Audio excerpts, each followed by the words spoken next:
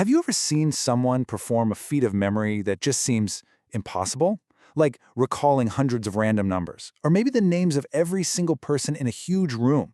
It feels like magic, doesn't it? Well, today, we're going to pull back the curtain on that magic. So get this. A memory champion gets handed a completely shuffled deck of 52 cards.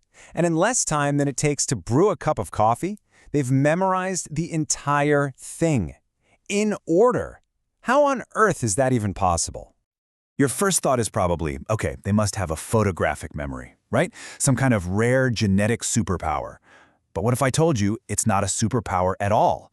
It's a skill, a technique. And the most exciting part, it's a skill that literally anyone, and yes, I mean you, can learn. So, the secret isn't buried in their DNA.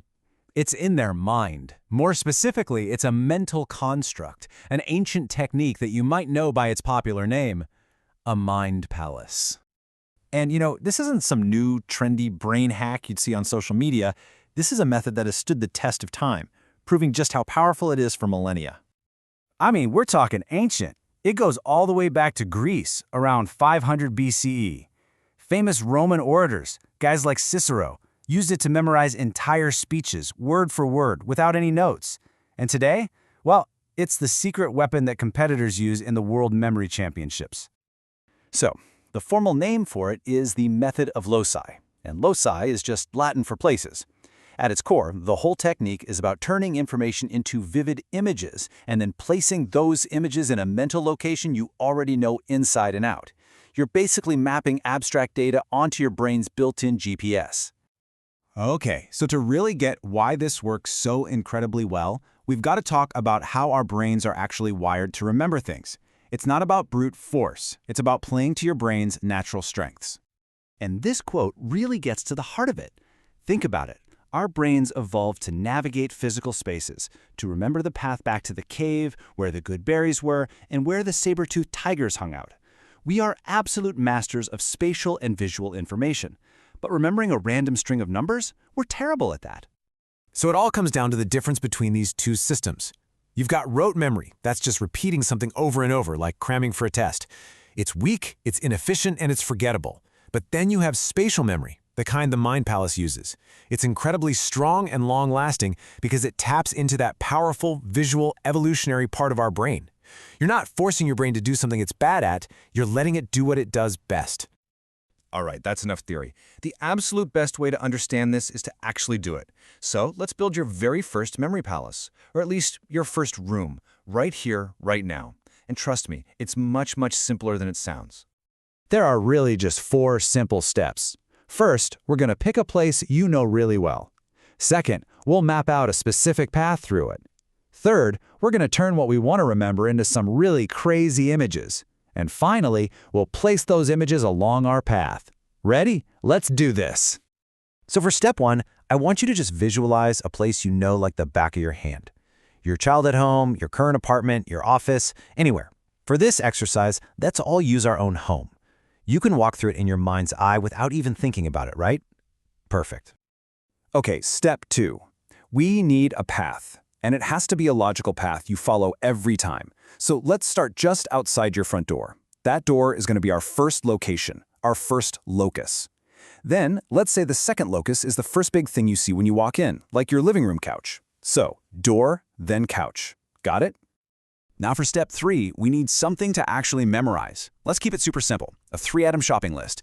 We need to remember to buy apples, bread, and milk. Sounds pretty boring, right? Well, that's about to change. This next part is absolutely the most important step. Your brain doesn't remember boring. It remembers things that are weird, funny, shocking, or just plain ridiculous. The more bizarre the image, the more it will stick.